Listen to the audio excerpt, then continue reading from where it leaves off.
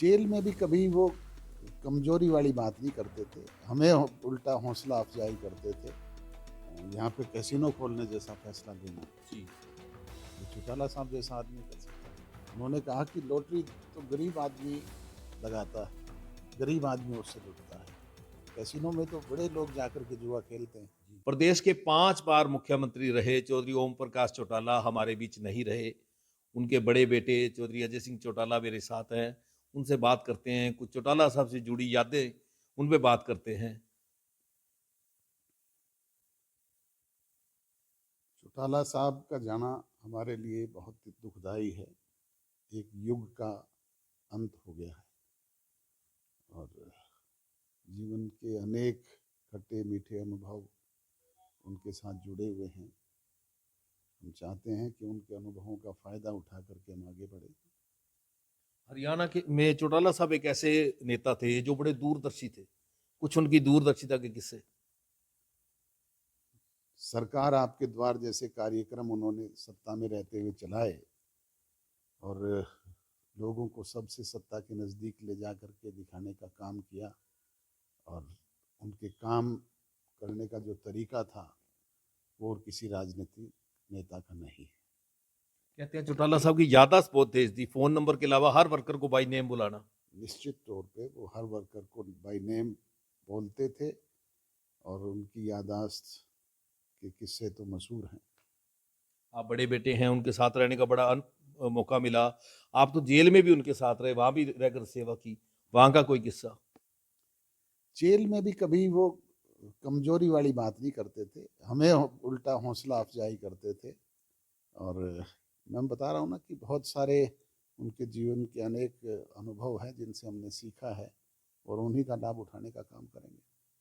Jail से बाहर आकर भी वो ये बात कहते थे कि अगर मुझे इतने लोगों के घर चूल्हे जलाने का अवसर मिला है और ऐसा अवसर फिर आया तो मैं दोबारा जेल काटने को भी तैयार हूँ। बिल्कुल बिल्कुल, कभी कमजोर बात नहीं करते थे। इसके पीछे क्या, जो देवीलाल जी की नीतियाँ, उनके खून की वो विरासत, भी इतना हौसला। विरासत तो चौधरी देवीलाल के खून की बहुत सारे लोगों में है, पर जो हौसला चौटाला साहब का था, जो उनका अपना एक रुतबा था, वो किसी दूसरे में नहीं। कोई ऐसा किस्सा चौटाला साहब के साथ का जो बिल्कुल आप नज़दीक रहे हों? चाहे वो, तो अगर आपने जो देवीलाल जी की बात की भी, डिज्नीलैंड की योजना कहाँ से शुरू हुई, पेंशन की योजना कहाँ से शुरू हुई, तो आपने कहा कि चौटाला साहब ने सरकार आपके द्वार चलाया। इस तरह के बहुत से ऐसे काम हैं जो प्रदेश के लिए किए। हरियाणा प्रदेश में लॉटरी बंद करना और यहाँ पे कैसीनो खोलने जैसा फैसला लेना, जी।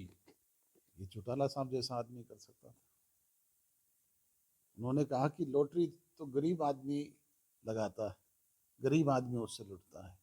कैसीनो में तो बड़े लोग जाकर के जुआ खेलते हैं, जिससे सरकार का रेवेन्यू बढ़ेगा।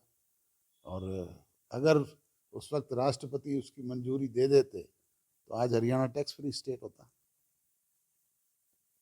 मतलब उनकी ये दूरदर्शिता थी। एनसीआर को सारा डेवलप उन्होंने किया। बिल्कुल बिल्कुल, निश्चित तौर पे आज गुड़गांवा अगर आईटी हब है तो उनकी बदौलत है।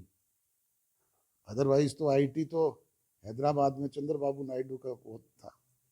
चौटाला साहब का एक और सपना था कि टूरिज्म से बड़े देश हैं जो इनकम पैदा करते हैं। अभी प्रदेश हमारे हरियाणा के अंदर भी ऐसी बड़ी धरोहर है कि यहाँ रूरल टूरिज्म पैदा हो। अनेक इस तरह के निर्णय उन्होंने किए अपने टाइम में। नहीं, चाहे राखी गढ़ी की बात करूं, चाहे मोरनी हिल्स की बात करूं। वही कह रहा हूँ ना, अनेक ऐसे फैसले उन्होंने लिए और वो चाहते थे भी कि इस तरह से बढ़ावा मिले ताकि लोगों को सीधे तौर पे उसका लाभ मिले। तो ये थे डॉक्टर अजय सिंह चौटाला, जिन्होंने चौटाला साहब के साथ हमारे जो है हमारे साथ अपने अनुभव साझे किए।